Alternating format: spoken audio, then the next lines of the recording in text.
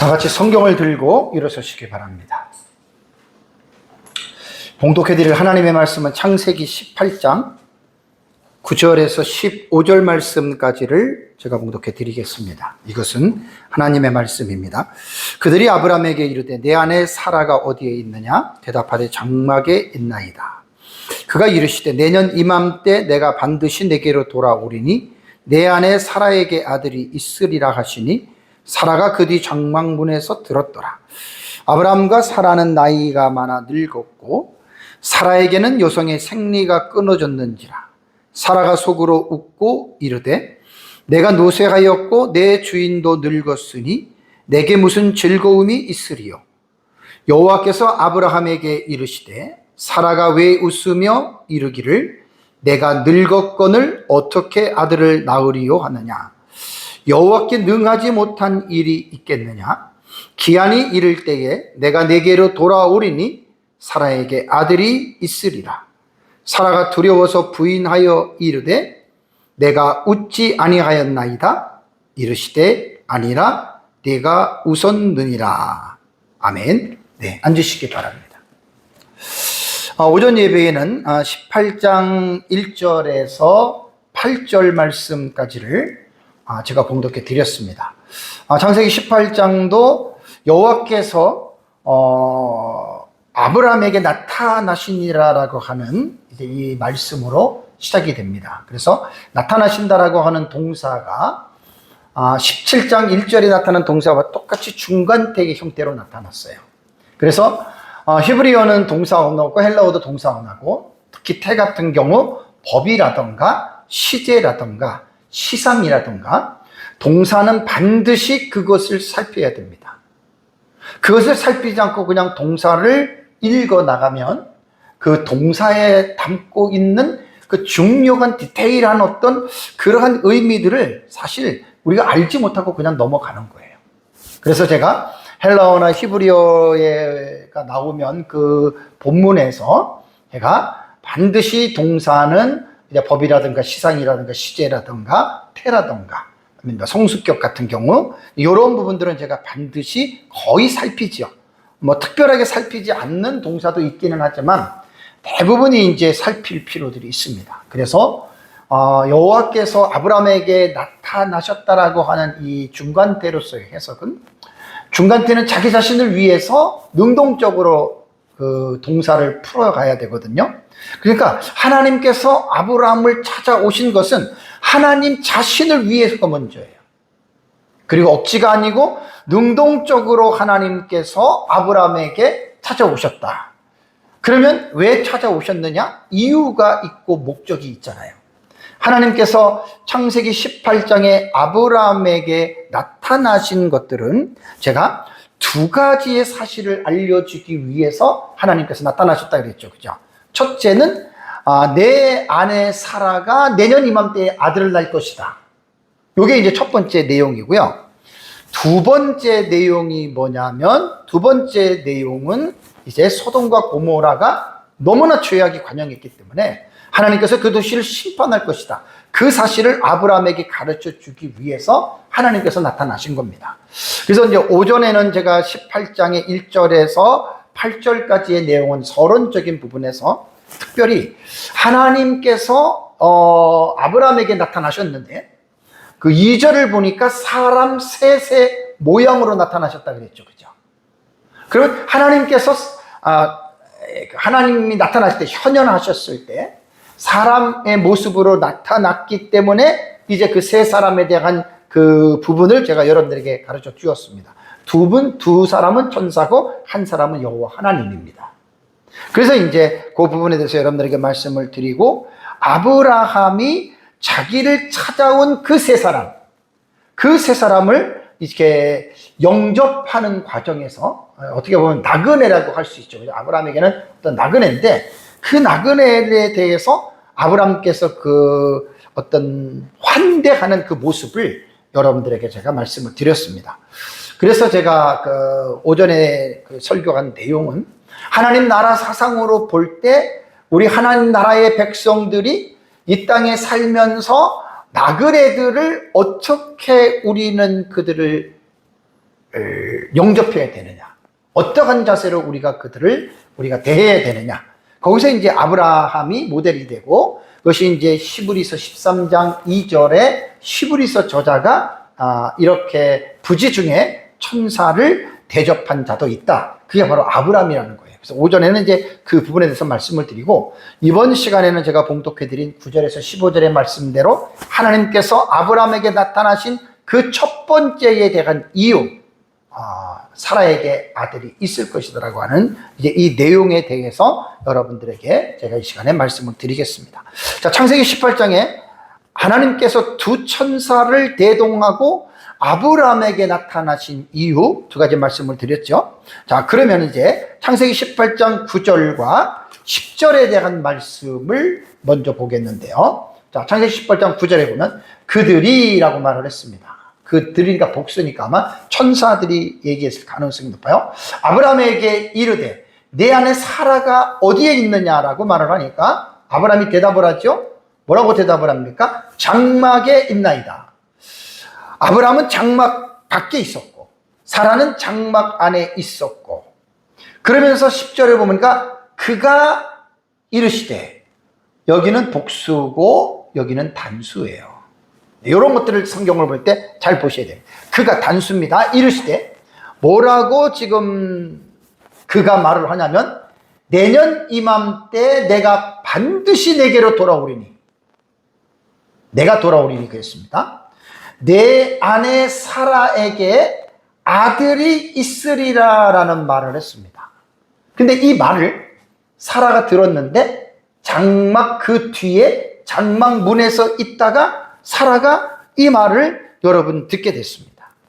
그러니까 여기서 이제 우리가 뭘 먼저 풀어야 되냐면, 그들은 복수기 때문에 두 사람 이상이잖아요, 셋 중에. 여기서 10장에 그는 단수란 말이에요. 한 사람이란 말이에요. 그러면 여기에서 10절에 대한 본문을 쭉 보면은 주어거든요. 이게 주어.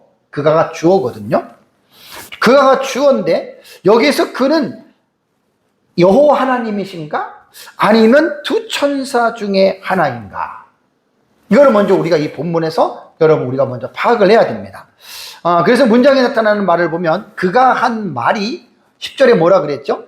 내년 이맘때에 내가 반드시 내게로 돌아오리니 라는 말을 했습니다.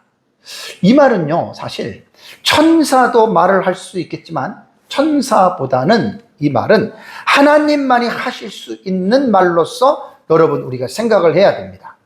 그리고 나서 또 10절에 뭐라 그랬습니까? 내 안에 사라에게 아들이 있으리라 라고 하는 이 말도 사실 하나님이 말씀하셨다라고 보는 것이 여러분 훨씬 우리가 이제 옳다라고 볼 수가 있습니다. 그러고 나서 이제 13절에도 18장 13절에도 여호와께서 아브라함에게 이르시되라고 하는 말이 나옵니다.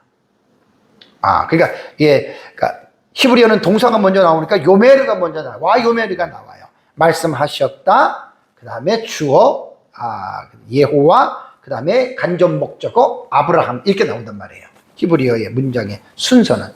그러니까 여기에서 말하는 이제 그라고 하는 이 단수는 여호와 하나님으로 보는 것이 여러분 가장 여러분 이제 옳고요. 그 다음에 이제 17장 21절의 말씀을 먼저 우리가 지난주에 봤던 말씀을 보면, 내 언약은 내가 내년 이 시기에 사라가 내게 낳을 이삭과 세우리라. 하나님 하신 말씀이거든요. 똑같은 말이잖아요. 그죠? 똑같은 말이기 때문에 10절에 나오는 그가로 볼 때에는 우리는 바로 이 말은 여호와 하나님께서 아브라함에게 하신 말씀이다라고 하는 말입니다. 그러니까 지금 17장을 우리가 6시간 동안 내가 설교를 했어요. 그러니까 17장의 내용을 우리가 이해를 한다면 18장의 내용도 내년 이맘때 사라가 아들을 낳을 것이라고 하는 공통적인 내용이 있거든요. 그러면 17장에는 뭐냐면 아브라함 99세 때에 여호와께서 나타났다고 얘기를 했고, 그때 내년 이맘때에 아들을 낳을 것이라고 얘기를 했는데, 18장에도 또 그 하나님께서 내년 이맘때에 아들을 낳을 것이라고 하는 여러분 이 말씀을 한 것으로 볼 때 17장과 18장의 이 내용은 시간적으로 보면 어느 정도의 시간이 흘렀다고 여러분 생각이 돼요? 오랜 시간은 결코 아니죠. 그죠? 결코 오랜 시간은 아니에요. 유대의 전승의 기록을 보면 할례 받은 후에 고통이 가장 심할 때가 사흘째인데, 유대인의 전승의 주석에는 어떻게 해석을 하냐면 그러니까 17장에 아브라함이 할례를 받잖아요. 그죠?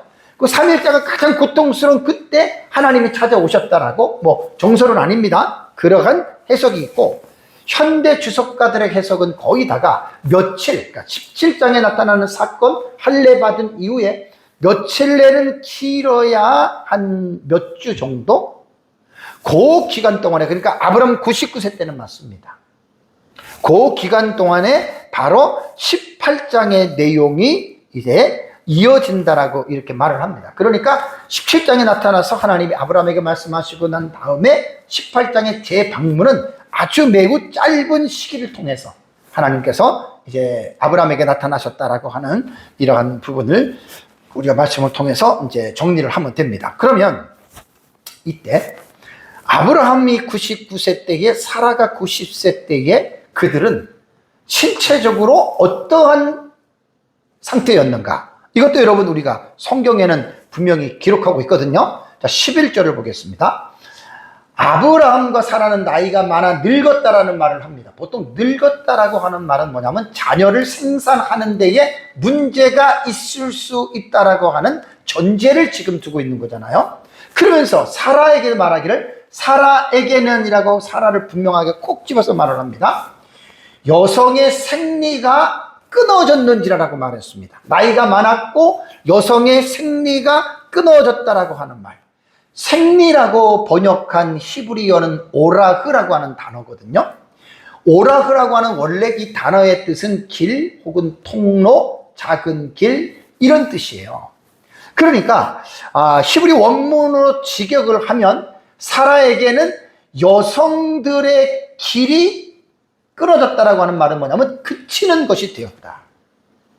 그러니까 사실 그 히브리어의 표현을 보면은 직접적인 어떤 그러한 어법보다는요, 이걸 왕곡어법이라 그래요.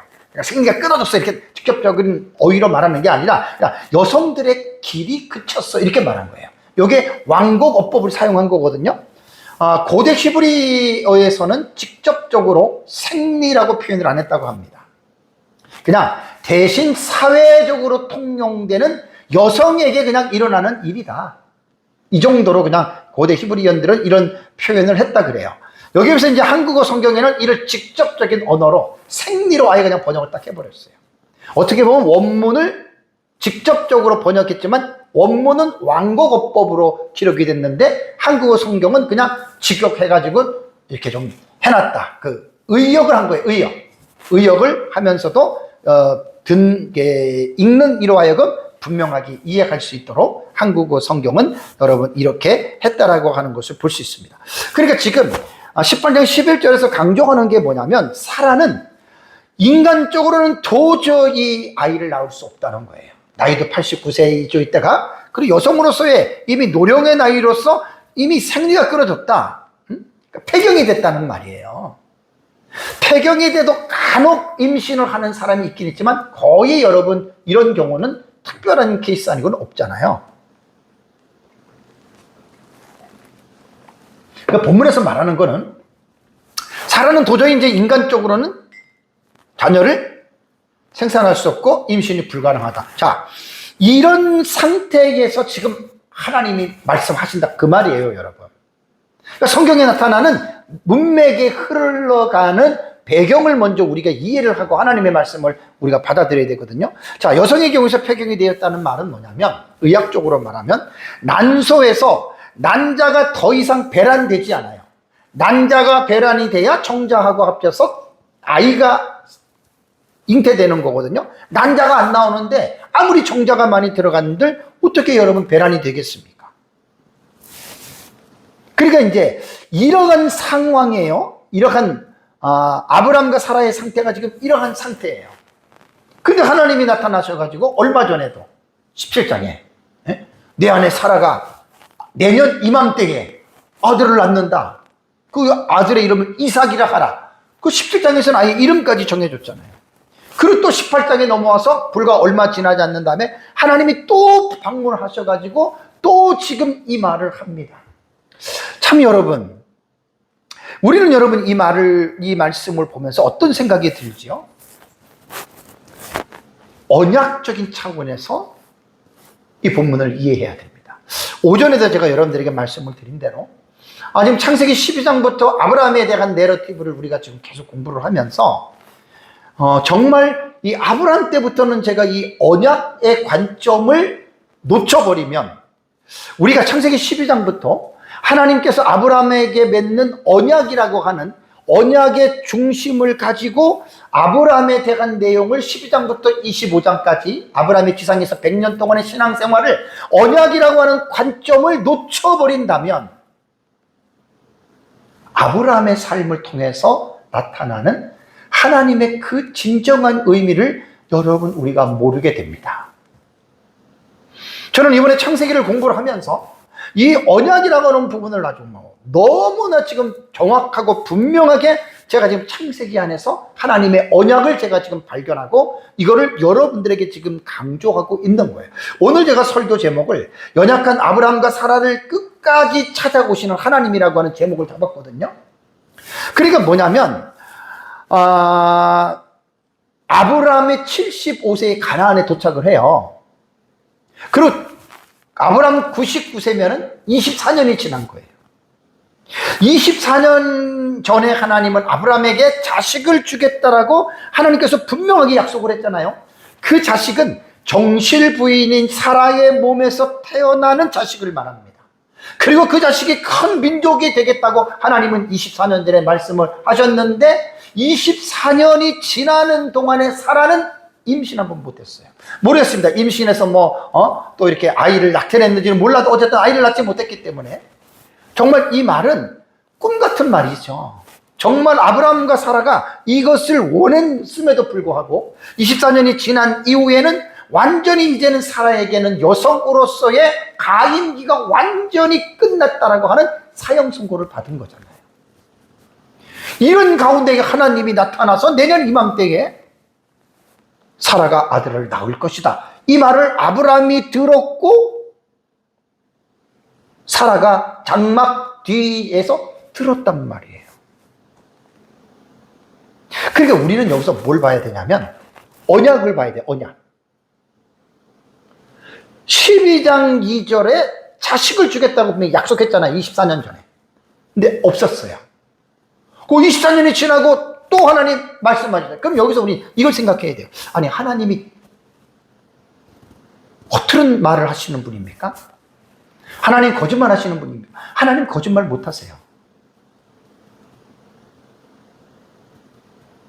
그러니까 우리는 하나님의 입에서 나온 말씀, 언약적인 관계거든요.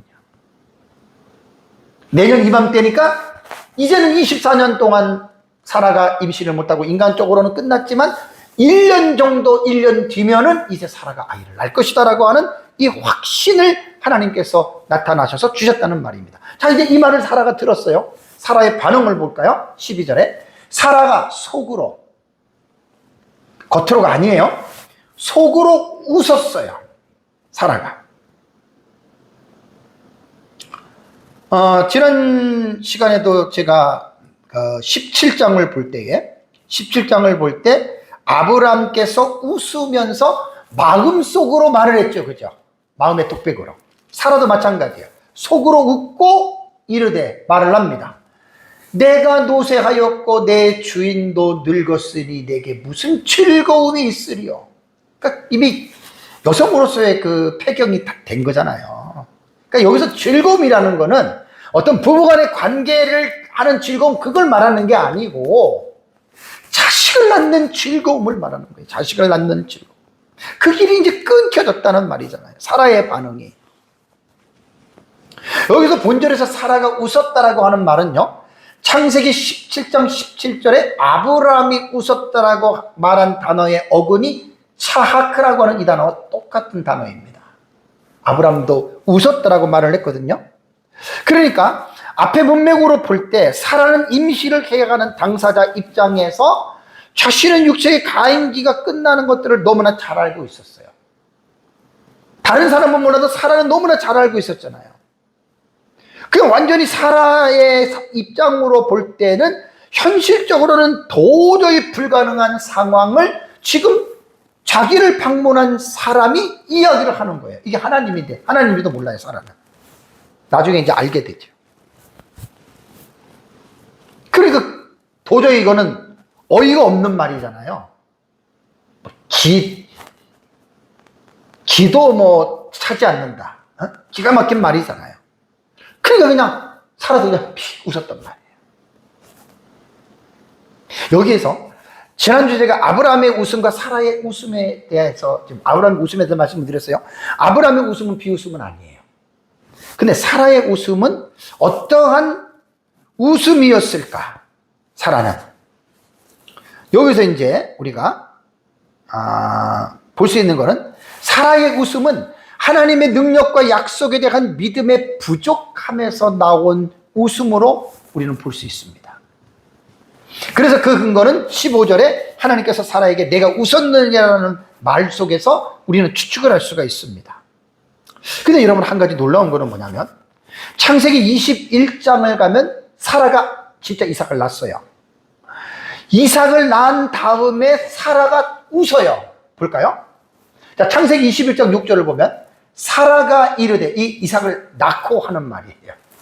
하나님이 나로 웃게 하시는, 그 다음에 여기 보면 듣는 자가 다 나와 함께 어떻게? 웃으리로다. 여러분, 이 사라의 웃음에서 여기 21장에서의 웃는 웃음은 비웃음입니까? 아니잖아요. 너무 기가 막혀가지고, 그죠? 너무 기가 막혀서 이거 도저히 안 되는 건데 진짜 이게 애를 낳은 거야, 사라가. 그 할머니가. 그러니까 여기서 말하는 웃음은 21장 6절에서 말하는 웃음은 비웃음이 아닙니다. 그러나 아까 18장에서 사라가 웃었다라고 하는 말은 사라의 말을 통해서 볼 때에는 약간 비웃음이라기보다는 아유, 하나님 정말 말도 안 되시는 말씀을 하시네. 아유, 정말 웃겨 죽겠어. 이런 뜻으로 우리 받아들이는 거예요.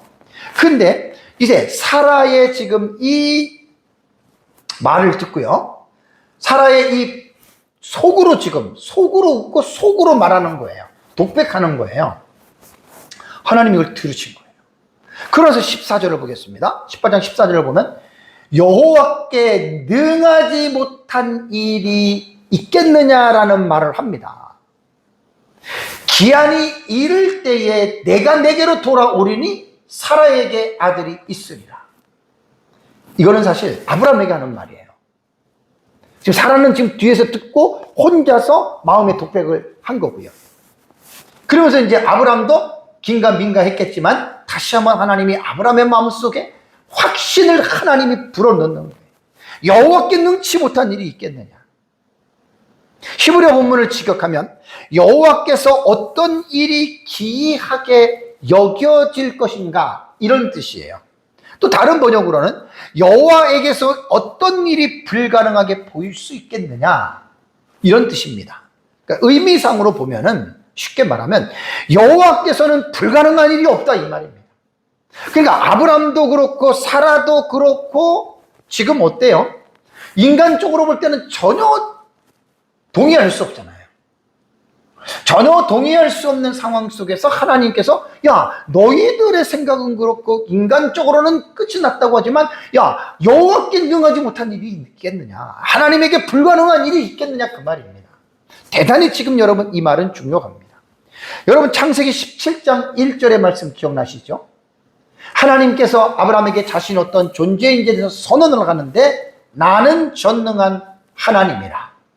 전능한 하나님은 엘샤다이입니다. 하나님 전능이라는 뜻입니다. 나는 전능한 하나님이다. 영어로는 Almighty입니다. Almighty. I am God Almighty. 우리말에 전능이라고 하는 말은 온전할 전자에다가 능할 능이거든요. 그리고 이 말은 뭐냐면 어떤 일이든 하지 못하는 것이 없이 능하다는 뜻이에요. 전능이라는 말. 그러니까 하나님은 하지 못하는 게 없어요. 그래서 하나님의 속성을 공부할 때 전능성이라고 하는, 옴니포턴스라고 하는 이 전능성에 대해서 제가 말씀을 드렸죠. 하나님 못하실 일이 없습니다. 하나님께서 아브라함에게 이 말씀을 하신 이유가 뭡니까? 계속해서 하나님은 인간적으로는 안 되는 것이지만 하나님은 계속해서 된다고 하는 거잖아요. 지난주에 우리가 하나님의 뜻의 말씀에 순종해야 되는데 하나님의 뜻을 알려면 우리가 성경을 제대로 알아야 된다 그랬죠. 우리의 생각과 하나님의 생각이 있을 때 우리는 중요한 게 뭐냐면, 우리의 생각과 하나님의 생각이 안 맞을 때에는 하나님의 생각을 거부하는 게 아니라 우리의 생각을 거부해야 됩니다. 우리의 생각을 물리쳐야 됩니다.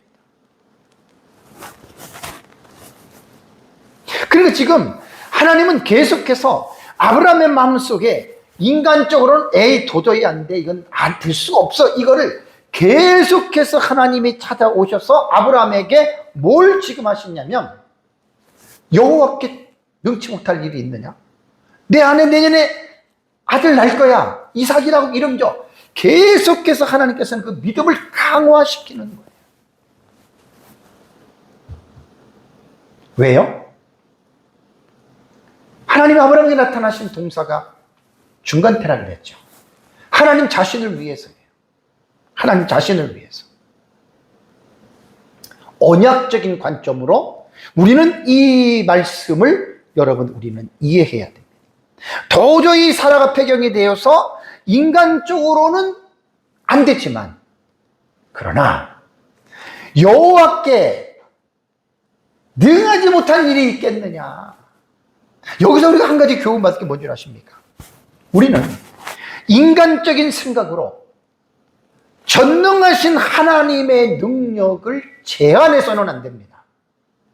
사람으로서는 할 수 없지만 하나님으로서는, 전능하신 하나님으로서는 할 수 없는 일이 없어요. 다 하실 수 있다는 거예요. 그러니까 우리가 하나님을 믿을 때 자꾸만 인간적인 내 생각을 가지고 이건 안 돼, 이건 안 되겠죠, 하나님을 어떻게 이러는데, 그거 여러분 조심하라는 얘기입니다. 인간적인 생각, 유한한 생각으로 무한하신 그 하나님의 능력을 저도 그렇고 여러분도 그렇고 제한하지 마시기 바랍니다. 하나님이 말씀하시면, 그래서 하나님이 실없는 말을 하거나 거짓을 말하는 적이 없잖아요.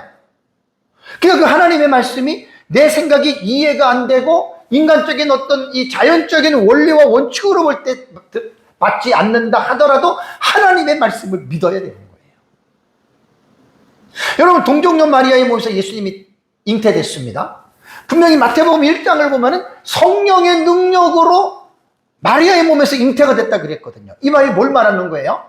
보통 인간이 임신을 하려면 남자의 정자와 여자의 난자가 합쳐져야 임신이 되는 거예요. 근데 예수님의 잉태는 남자의 정자의 도움이 필요 없었어요.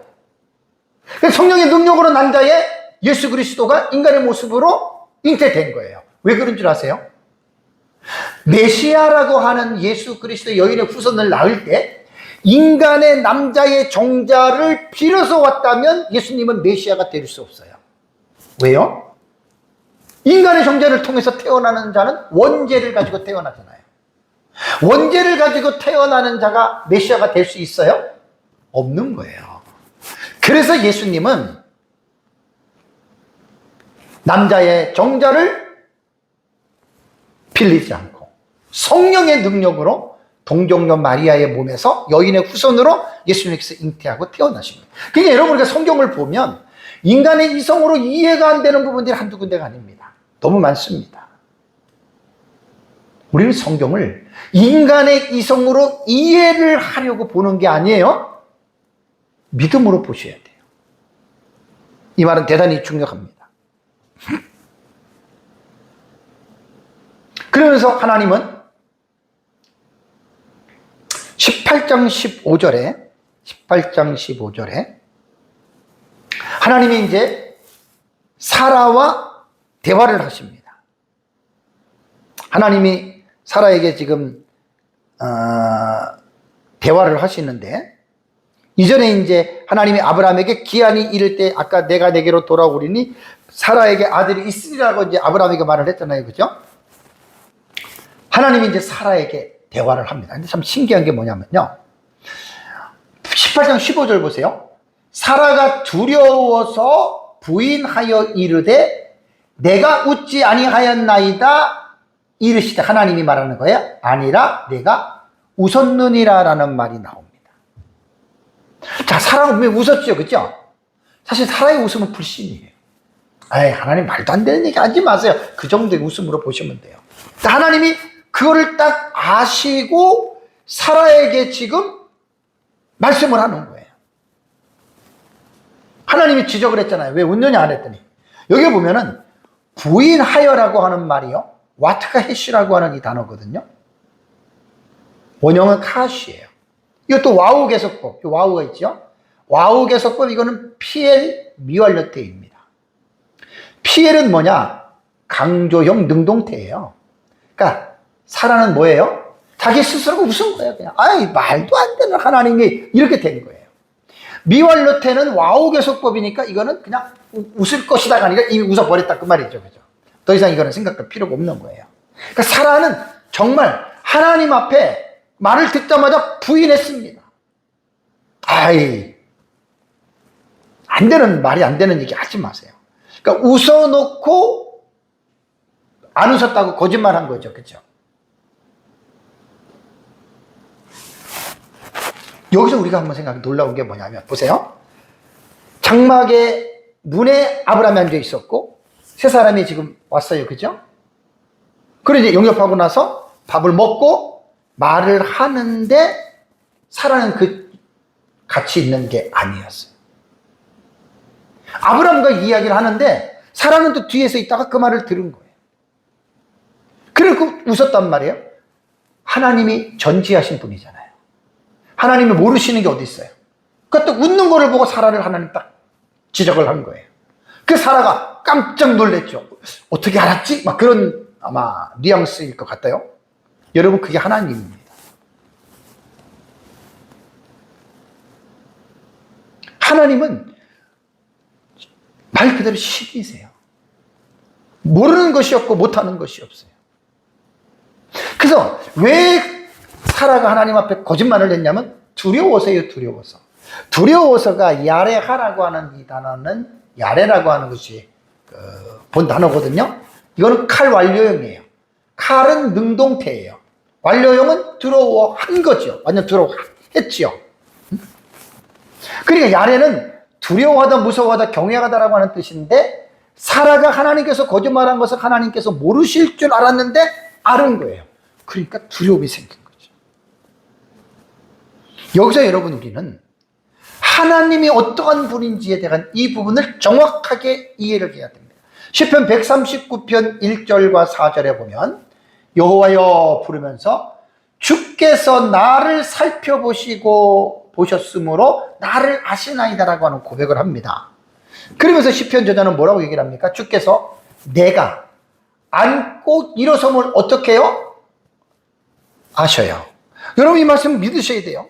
다음에 멀리서도 나의 생각을 밝히 아시오며, 사람 앞에 없어도 뒤에 있어도 알잖아요, 하나님이 생각을. 그 다음에 나의 모든 길과 내가 눕는 것을 하나님 어떻게 살펴보셨습니까? 한 사람만이 아니에요. 모두를 하나님 살펴보시는 거예요. 그리고 나의 모든 행위를 익히 아시오니, 하나님 다 아십니다. 착각하지 마세요. 여호와여 내 혀의 말을 알지 못하시는 것이 하나도 없으십니다. 하나님은 동시적으로 이 세상에 80억이 넘는 인구의 생각을 동시에 딱 알고 계십니다. 인간은 불가능하죠. 하나님이 그런 분이라는 거예요. 그러니까 사라가 이 하나님이 이런 분인지를 몰랐던 거야. 그래서 속으로 그냥 픽 웃고, 속으로 막, 에이, 하나님 말도 안 되는 소리 하지 마세요, 이런 거예요. 하나님이 그거를 지금 보신 거야. 그리고 이야기를 하니까 깜짝 놀래가지고 사라가 두려워가지고 거짓말을 하잖아요. 아니라고.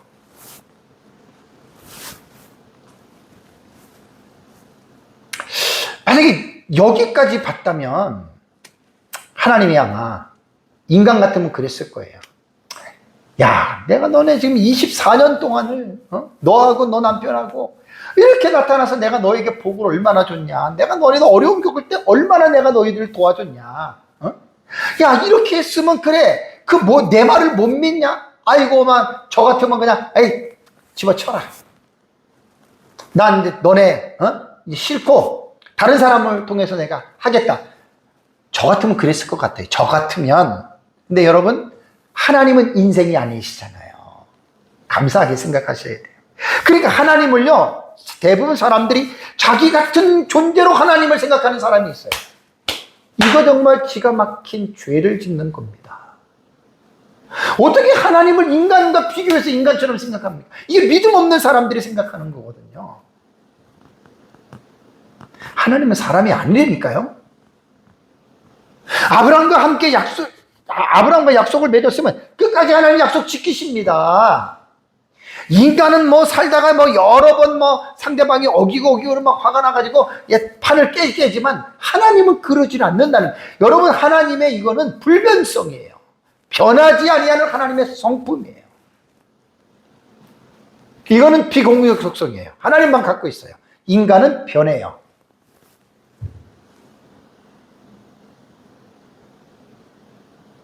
제가 이번 시간에 설교를 준비하면서 히브리서 저자가 사라의 이 모습을 관찰하고 해석한 본문이 있어요. 11장 11절. 이걸 보면서 제가 야, 하나님은 사람이 아니구나라는 걸 제가 깨달았습니다. 보세요. 믿음으로, 히브리서 11장은 믿음장이잖아요. 믿음으로 사라 자신도 나이가 많아 단산하였으나 아이 못 갖는단 말이에요. 그런데 뭐예요? 잉태할 수 있는 힘을 얻었으니 그랬죠. 이거 뭔 말이에요? 그러면서 이는 뭐라고요? 약속하신 일을 하나님이 약속하셨잖아요. 미쁘신 줄 알았음이라는 말이 나옵니다. 지난주에도 제가 창세기에 있는 텍스트를 신약 성경에 있는 본문을 가지고 제가 믹서를 했잖아요. 도저히 이해할 수가 없는 거예요. 아브라함에 대한 이야기였는데 신약의 저자는 그걸 또 그렇게 풀지 않았잖아요. 자, 보십시오. 창세기 본문으로 볼 때는 사라는 그냥 에이, 하나님 말도 안 되는 소리 하지 마세요. 에이, 아니, 나 안 믿을래요. 아이, 참 웃기시네, 하나님. 이랬다면 창세기는 그거밖에 안 나오는 거예요. 그 이유는 안 나오잖아요, 창세기 본문에는. 근데 히브리서 저자는 뭘 지금 얘기를 해주냐면 잉태할 수 없는 힘을 얻었다, 이 말을 좀 하는 거예요. 그리고 자기에게 내년 이맘때에 너에게 아들을 낳을 것이라고 하는 약속하신 일을 어떻게 미쁘신 줄 알았다는 거예요. 창세기에는 이 내용이 안 나와요.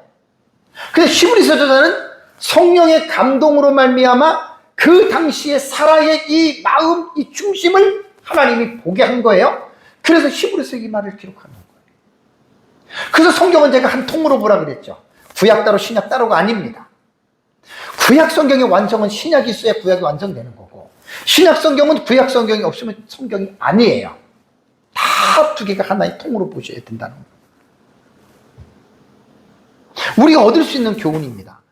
아브라함도 그렇고 사라도 그렇고 마찬가지입니다. 인간의 연약한 한계를 가지고 있었잖아요. 사라가 자기 남편에게 자기가 아이 못 낳을 것 같으니까 하가를 줘가지고 자식을 낳게 하잖아요. 그거요, 조급함이 부른 실수예요. 왜냐하면 하나님을 믿었다면 그런 일을 안 하죠. 인간적인 방법에서 나온 거예요, 이스마엘. 그럼에도 불구하고 하나님이 꾸짖거나 하나님이 버리거나 그렇게 하셨나요? 안 했잖아요. 지금 12장부터 쭉 보면서 아브라함도 사라도 연약한 부분들이 보였어도 하나님은 그것 때문에 그들을 버리거나 그들을 내치지 않았다는 거예요.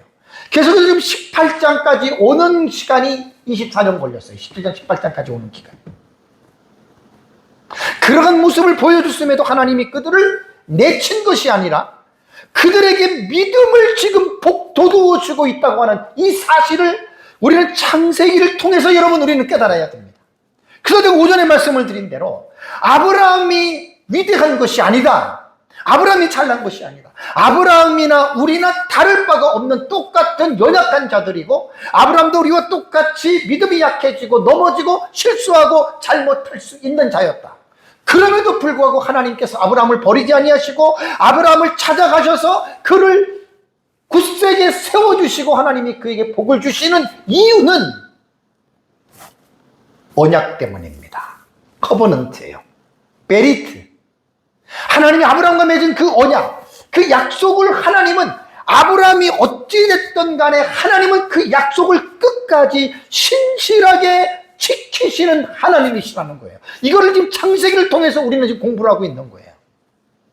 언약 신학자들이 지금 책에 내놓은 게 이런 것들을 언약 신학자들은 강조를 하는 거예요. 본문을 통해서. 자, 다시 보십시다. 믿음으로 살아가신도 나이가 많아 단산하였으니 여기까지만 창세기에서는 요 내용이 나오잖아요. 그죠? 근데 잉태할 수 있는 힘을 얻었으니 이는 약속하신 일을 미루시지 아닙니다. 이거는 창세기 안 나와요. 그죠? 그래서 창세기의 완성은 예를 들어서 지금 뭐 아브라함이나 사라 같은 경우에 아브라함과 사라에 대한 그 믿음의 완성은 창세기에서 완성되는 게 아니에요. 신약성경 히브리서로 와야 돼요. 갈라디아서로 와야 돼요. 그럼 그 갈라디아서와 히브리서의 신약성경이 있는 그 말씀을 통해서 창세기 본문에 있는 내용이 그제서야 어떻게 해요? 완성이 되는 거예요. 이게 놀라운 거예요. 이게 하나님의 말씀에 놀라운 지금 일이라는 말입니다.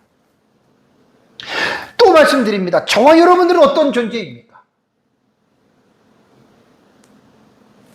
믿음이 부족한 사람들은 상당히 자기가 대단한 사람인 것처럼 착각하는 사람들이 있어요.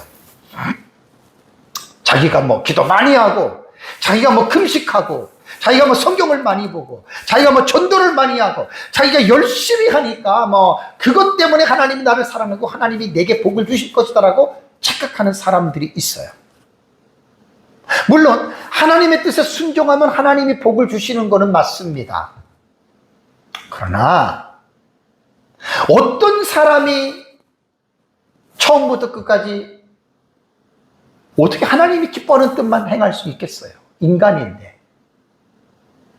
실수할 수 있고 믿음이 약해질 수도 있고 넘어질 수도 있는 게 인간 아닙니까? 다윗을 보세요. 솔로몬을 보세요. 여호사밧을 보세요. 요시야를 보세요. 그 유다의 3대 그 선왕들.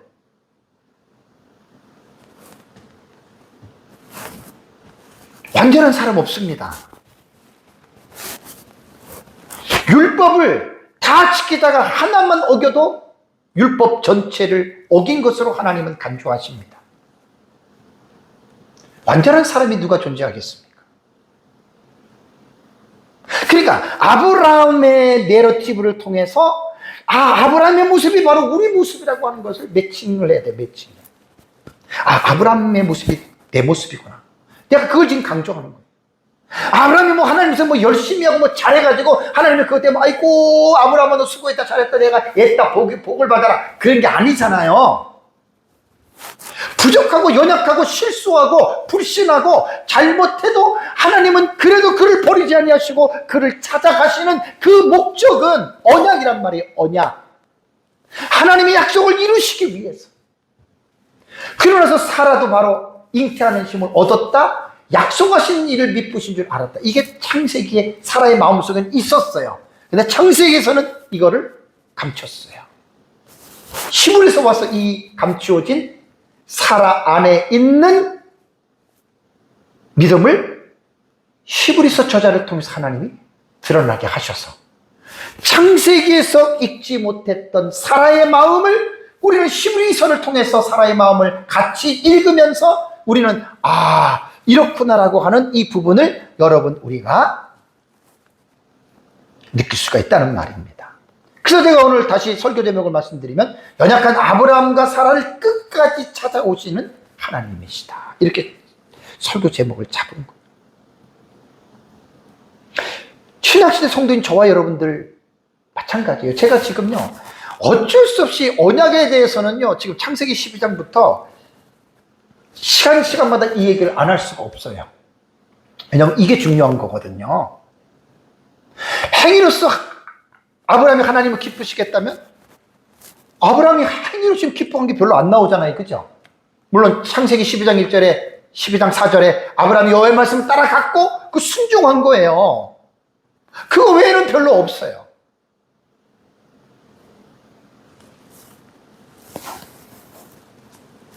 우리들의 모습을 아브라함의 내러티브에서 나를 볼 수 있어야 돼요. 우리의 모습을 볼 수 있어요. 하나님과의 관계도. 그래서 정말 여러분 아브라함이 위대한 게 아니라 우리가 똑같은 아브라함이었지만 그 아브라함을 위대하게 만드신 하나님이 위대하신 분이다. 하나님이 하시면 여호와께 능치 못할 일이 있겠습니까? 부족하고 연약한 우리들을 아브라함과 같이 모세와 같이 하나님은 우리에게 믿음을 주셔서 우리 하나님의 은혜 안에 거하기만 하면 우리가 그런 사람이 될 수 있다는 말입니다. 그걸 믿으시라는 말입니다. 사랑하는 성도 여러분, 창세기 지금 18장을 지금 우리가 공부를 하면서 하나님께서 18장에 아브라함에게 나타나신 이유가 있죠. 두 가지 사실을 알려주기 위해서입니다. 이번 시간에 제가 설교한데요. 아브라함에게 내 아내 사라가 17장에 말한 것처럼 내년 이맘때에 아들을 낳을 것이다. 그 말을 17장에 말씀하시고 얼마 지나지 않았는데 또 하나님 나타나셔서 재차 반복해 준 거예요. 강조하는. 그래서 사라가 장막 뒤에서 그 말을 듣고 웃었단 말이에요. 여기에는 약간 불신이 섞여 있는.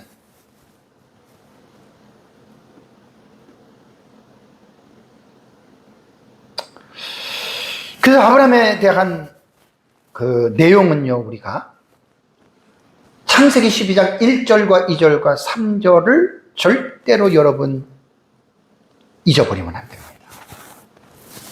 여기서 이제 제가 결론적으로 말씀드리고 싶은 것은 아브라함에 대한 이 부분은 계속해서 이제 우리가 다 공부를 했고 또 계속해서 말씀을 듣다 보니까 우리가 이제 이 부분들을 우리가 이제 수용을 합니다. 아브라함과 하나님의 언약이 우리와는 어떤 관계가 있을까? 이게 좀 중요한 거예요. 아브라함과 하나님의 언약이 우리와는 무슨 상관이 있지? 오전에도 계속해서 제가 말씀드린 게 뭐냐면 우리는 예수 그리스도를 통한 십자가의 언약이 있잖아요. 십자가 언약. 예수님께서 십자가에서 우리 오전에 성찬식을 했잖아요. 떡을 떼고 잔을 마실 때 떡은 예수님의 살이고 잔은 예수님의 피입니다. 우리 매월 첫째 주 성찬식을 합니다. 그 성찬식에서 의미하는 게 뭐죠? 그 십자가 언약이에요. 성찬 언약. 언약적인 관점으로 다 봐야 돼요. 그러니까 아담 언약, 노아 언약, 아브라함 언약, 모세 언약, 다윗 언약, 예레미야 새 언약. 이 언약들이요, 언약 신학의 관점으로 성경을 쫙 구약을 뚫어서 예수 십자가로 딱 하면 십자가에서 그 모든 언약들이 대부분 성취가 됩니다. 놀라운 거예요. 언약에 대해서는 언약은 어떠한 언약이든지 간에 독립적인 언약은 없다 그랬죠. 전부 다 연결되어 있어요. 언약들이 아담 언약부터 쭉 끝까지 연결되어 있어요. 그 언약들이 바로 예수 그리스도에게서 성취가 된다는 거예요. 십자가의 언약. 그 십자가의 죽으심과 부활을 통해서 우리는 죄 용서를 받고 우리는 하나님의 자녀가 여러분 되지 않았습니까? 그렇다면 저와 여러분들이 죄 용서받고 하나님의 자녀가 되는데 무슨 일을 했나요? 저와 여러분들이 하나님에게 SOS를 줬나요? 하나님 나 구원해 주세요. 그래서 우리가 구원받았나요? 아닙니다. 그러니까 아브라함의 언약은 일방적으로 하나님이 나타나셔서 언약을 세우듯이 구원해 주는 것도 똑같은 거예요. 똑같은 원리예요. 근데 이 일방적으로 하나님이 우리를 구원해 주셨다라고 하는 말은 에베소서를 보면 창세 전에 이미 하나님은 in Christ, 그리스도 안에서 우리 각 사람들을 예정해 놓으신 거예요. 그래서 때가 되니까 하나님이 우리를 성령을 통해서 우리를 부르신 거예요. 이게 일방적 언약입니다. 구속 언약도. 혹시 우리 가운데에 사람들 가운데에 자기가 노력하고 자기가 잘나서 자기가 하나님에게 구원해달라고 그래서 자기가 구원받은 사람이 있습니까? 그런 사람 하나도 없습니다. 우리는 다 태어날 때 에베소 2장 1절과 3절에 본질상 진노의 자녀라 그랬죠. 본질상 진노의 자녀로 태어났기 때문에 로마서 3장 10절 말씀처럼 의인은 한 사람도 없어요. 로마서 3장 23절에 모든 사람이 죄인이고 시편 51편 5절에 인간은 모태에서 죄악 중에 태어난 사람들입니다. 그래서 우리는 허물과 죄악 때문에 죽을 뻔했던 사람이 아니고 완전히 죽었던 존재였습니다. 그 죽은 사람을 하나님이 일방적으로 찾아와서 살리신 거예요. 그래서 구원이 뭐냐? 100% 하나님의 은혜입니다. 에베소 2장 8절 9절 너무나 잘 아는 말이죠. 너희는 구원받은 성도를 말해요. 어떻게 구원을 받았느냐? 그 은혜에 의하여 은혜가 전제되고 믿음으로 말미암아 구원을 받았다는 거예요. 무조건 믿음으로 구원받은 게 아니고 믿음은 뭘 믿어요? 은혜를 믿었다는 거예요. 은혜가 뭐지요? 예수님의 십자가입니다. 그러면서 이것은 구원받은 것은 그 말이죠. 너희에게서 난 것이 아니요 하나님의 선물이라. 우리가 잘나서 우리가 노력해서 구원받은 사람 한 사람도 없어요. 하나님이 값없이 선물로 준 거예요. 일방적으로 그냥 준 거예요. 아브라함과 똑같잖아요. 그러면서 뭐를 높아시면서 말하느냐? 행위에게서 난 것이 아니니, 그러니까 너희가 잘나고 너희가 노력하고 그래서 난 게 구원받은 게 아니라는 거예요. 이는 누구든지 자랑하지 못하게 합니다. 거의 예수 믿는 사람들 이거 다 인정하죠? 구원은 100% 하나님 은혜입니다. 알미니안주의자들과 행위구원론자들이 말하는 것과 틀린 사람들입니다. 무슨 구원받는데 인간의 노력이 필요합니까? 죽은 사람이.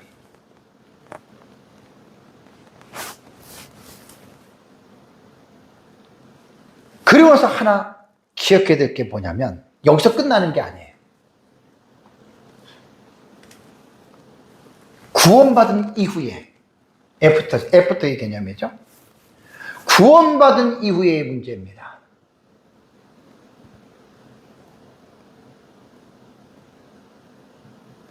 구원받은 이후의 삶이 어떤가요?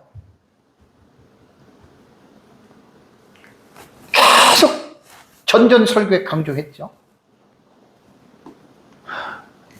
내 신과 내 노력으로 살아갈 수 있다고 생각하십니까? 믿음 없는 사람은 당연히 그렇게 생각해요. 이제 구원받았으니까 내가 열심히 노력해가지고 열심히 하나님 뜻을 생각하고 살아야 되겠다. 그러니까 하나님 뜻 순종하는 건 당연한 거지만 내가 해야 된다면 내가. 여기서 많은 사람들이 혼란의 미지색으로 빠집니다. 여러분 한번 해보십시오. 원수를 사랑할 수 있습니까? 여러분들 저주하는 사람 축복할 수 있습니까? 여러분들 미워하는 자들 선대할 수 있습니까? 여러분들 모욕하는 사람에서 기도할 수 있습니까? 인간이 못하는 거예요. 이웃을 내 몸처럼 사랑할 수 있습니까? 그거 못해요. 거짓말 시키지 마세요. 한다는 사람은 거짓말쟁이에요. 쇼하는 거예요. 인간은 못해요. 그럼 어떻게 할 수 있느냐? 못한다고 안 하느냐? 아니죠. 율법은 하라고 우리에게 권유하고 있기 때문에 할 수 있는 비결이 있습니다. 그 할 수 있는 비결이 어디에 있냐면 우리 안에 거하시는 성령으로 말미암아 내게 부탁한 아름다운 것을 지키라는 거예요. 그 구원 애프터, 구원 이후에 구원받은 사람이 자기가 잘나가지고 자기가 막 노력해가지고 자기가 무엇을 하려고 날뛰다 보면 그게 자기 의가 되는 거고 사실 되는 것도 아니에요. 그래서 그런 사람들이 무슨 일을 하면 하나님께 영광 안 돌리고 전부 다 지가 했다고 지 자랑하거든요.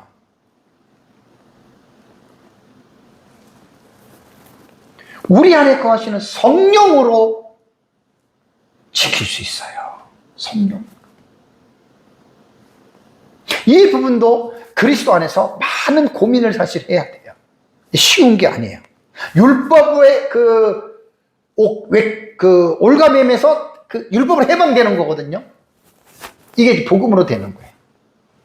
이건 사실 그렇게 쉽지 않습니다.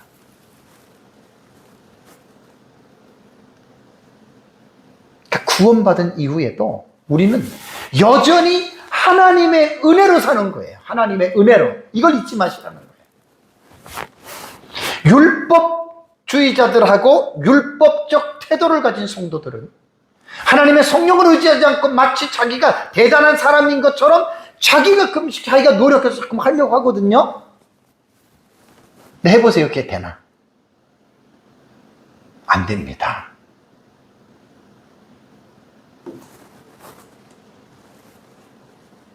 우리는 예수 그리스도의 십자가의 은혜의 언약으로 말미암아 하나님의 자녀가 된 것은 구약적인 표현으로 말하면 아브라함의 자녀가 된 거예요. 그것이 갈라디아서 3장 7절에 나옵니다. 우리는 육체적으로는 아브라함하고 상관이 없지만 예수님 때문에 우리는 영적으로 아브라함의 자녀가 됐고 아브라함이 받는 복에 우리도 함께 여러분 동참했다라고 갈라디아서 3장 9절에는 분명하게 여러분 말을 하고 있습니다. 놀라운 일입니다. 다시 아브라함으로 돌아와서 정리를 하면 아브라함이 잘나고 노력해서 하나님 선택하고 복 준 거 아니라 그랬죠? 언약입니다. 마찬가지입니다. 우리를 하나님이 복 주시고 우리를 구원하시고 우리를 천국까지 데려가시는 것은 우리가 잘나서가 아니에요. 착각하지 말라는 거예요. 예수 그리스도 때문입니다. 그게 십자가의 언약 속에 담겨있는 의미예요. 우리가 아브라함이나 우리는 절대로 별다를 바가 없어요. 우리는 계속 하나님을 의지해야 돼요. 하나님의 뜻을 순종해야 돼요. 근데 그게 내 힘은 안 되기 때문에 계속해서 성령의 능력을 통해서 우리가 하나님 앞에 기도하면서 하나님이 우리에게 그 힘을 주시기를 그걸 기도하시라는 말이에요. 쓸데없는 기도를 돈 달라, 뭐 달라, 잘 되게 해달라, 복 받게 해달라 그런 기도만 하지 마시고 우리가 하나님의 뜻을 아는 데에 기도하시고 또 하나님의 뜻을 깨달았다면 그 뜻을 순종하는 데 우리의 힘으로는 부족하잖아요. 성령이 도와주시고 성령의 능력으로 가는 거예요. 어떻게 원수를 사랑합니까? 말도 안 되는 얘기잖아요. 예수님 원수 사랑하라는 거예요. 너희를 저주하는 자를 축복하라는 거예요. 인간으로는 안 되는 거거든요, 이게. 그래서 우리는 무릎을 꿇습니다. 하나님, 저 사람이 내 원수예요. 나 저 사람 사랑할 수 없어요. 근데 주님이 사랑하라고 했기 때문에 정말 나는 사랑할 수 없는 그 사랑을 주님 주세요. 이게 기도라고, 이게. 기도하다 보면 어느 날 갑자기 나도 모르게 그 사람을 내가 용납하게 된단 말이에요. 여러분 그 경험하셨죠? 예수 믿으면서 이런 거 경험하지 못했으면 예수 믿는 사람 아니죠. 그러니까 내 입으로는 안 돼. 근데 그걸 기도하면 성령의 은혜로 우리 안에 거하시는 성령으로 말미암아 참 이게 기가 막힌 말이에요. 성령으로 지킬 수가 있어요. 어쨌든 우리도 아브라함과 사라처럼 연약한 자들입니다. 아무리 우리가 뭐 발버둥 치고 애써도 우리도 하나님 실망시키는 일을 할 수 있어요. 그런 존재들이에요. 그럼에도 불구하고 하나님 우리를 버리지 않고 아브라함처럼 끝까지 붙잡고 가시는 이유는 십자가 언약 때문입니다. 저와 여러분들 때문이 아니라. 그래서 예수 그리스도로 말미암아 항상 하나님 우리 아버지 앞에 감사하며 영광을 돌리는 삶을 살아가시기를 주님의 이름으로 축복합니다. 우리 다 같이 함께 기도하겠습니다.